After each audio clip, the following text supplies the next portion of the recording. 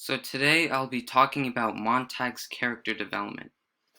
So what I'll be talking about is first I'll introduce Montag in the book and Ray Bradbury's world, and I'll talk about how Montag views others, his irrational behavior, and then finally how he begins to desire answers. What would it look like in a world where books are banned?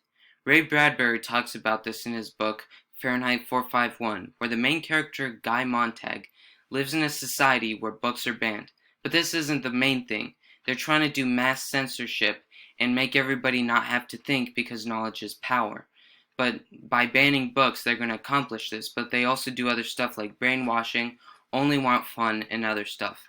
And you can see how his behavior and awareness change throughout the novel, as you can see how he begins to view others, his irrational behavior, and how he begins to desire answers. So the first thing I'll be talking about is how Montag views others. First, he begins to pay more attention on how others act. You can definitely see this with Mildred and her friends, Mildred his wife, and they all talk together and they talk about stuff that they don't understand and they repeat themselves. Like one person says cool and the others just say cool, cool and all that stuff. And then of course they talk about the like politics and the government, and they talk about how they're voting for people but they're not voting on their personality and their values. They're just voting on their looks, how they can see other people. They're not thinking about it deeply, they're just scratching the surface. And then of course this upsets Montag, and he begins to read poetry, which makes one person cry, and that upsets Mrs. Boyle, and she says this quote that pretty much goes along the lines of I don't like this, and that shows perfectly how their society feels. And we can definitely see this nowadays where people pick sides and they hate it when you disagree with them.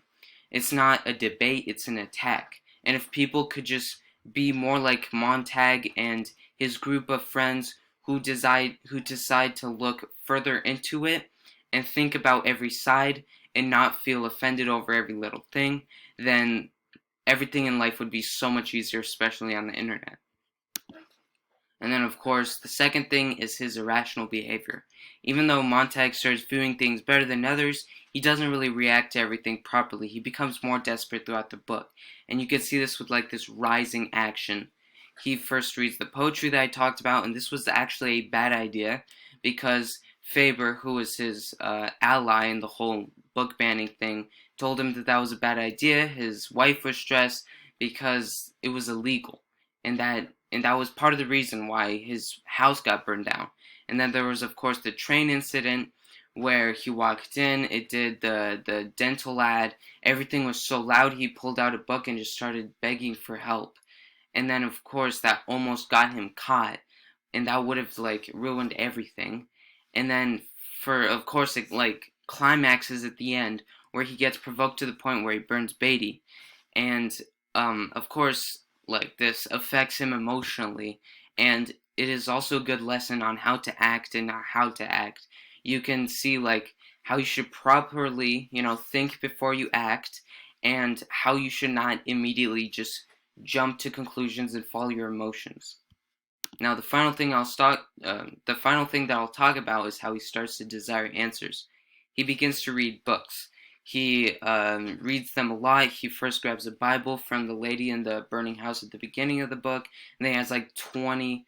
He reveals like he has like 20 of them to Mildred later on in the book, and then of course he gets the books because he wants answers. He wants to know why the world he wants to know why the world is the way that it is, and he started off with this need for answers when he met this girl called Clarisse McClellan.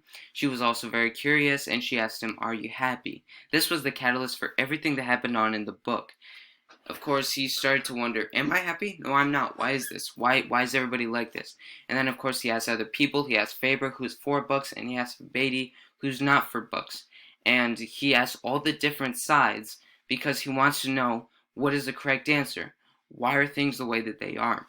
And this is actually a great way to look at it. Unfortunately, now in our modern society, many people just accept what they're told. They're told something, they commit to it. They do not think, wait, what does the other side have to say? Maybe this side actually has flaws. Of course, you can still stick to a side, but you also have to acknowledge that not everything is perfect. But many people just kind of stick to something and they defend it like way too much, and it's very difficult to debate with these kind of people because they don't think about it from all sides. And also, like, the worst part is that it's like impossible to debate with a person like that because there is no conclusion. They just stick to something. And Montag shows that through his technique, you can actually learn more, even if you ask somebody that you originally thought was wrong, even though in this case they were pretty wrong, but still, the example sits there. And in conclusion, what I learned from his story is that you must think before you act. So thank you for listening to my presentation. For my project, I decided to make a song called Face It. It is based on the theme of the book Willful Ignorance, which I talked about a lot during my presentation, so please enjoy the song.